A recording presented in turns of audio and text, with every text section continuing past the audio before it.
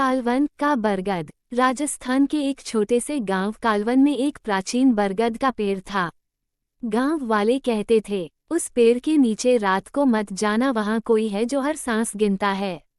लोगों का मानना था कि उस पेड़ के नीचे एक आत्मा बसी है, विजया नाम की एक औरत, जो 100 साल पहले अपने पति की मृत्यु के बाद वहीं बैठी रहती थी इंतजार करते हुए, और फिर एक दिन रहस्यमय रूप से गायब हो गई।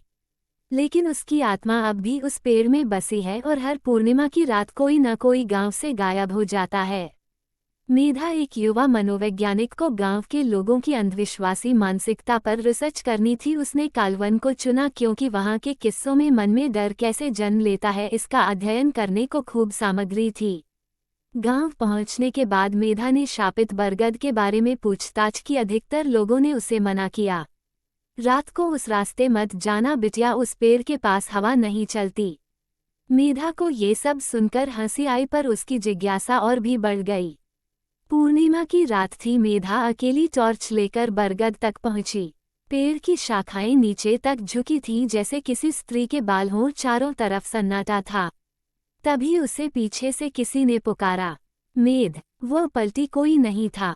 जैसे ही वह पेड़ के पास पहुंची, एक ठंडी हवा चली और सामने एक धुंधली आकृति प्रकट हुई। सफेद साड़ी में एक औरत, बिखरे बाल और पथराएं आंखें। वह बोली, तुम वही हो जिसकी तलाश मुझे था। विजया की आत्मा ने बताया कि उसका पति एक साधु था जो उसे छोड़कर तपस्या को चला गया था। इंतजार करते करते वह पागल हो गई और एक दिन उसी पेड़ के नीचे बैठकर अपनी आत्मा को शाप दे बैठी, जिसने मुझे छोड़ा वह भी अधूरा रहेगा और मैं भी। लेकिन साधु कभी लौटा नहीं और विजया की आत्मा बरगद में बंध गई।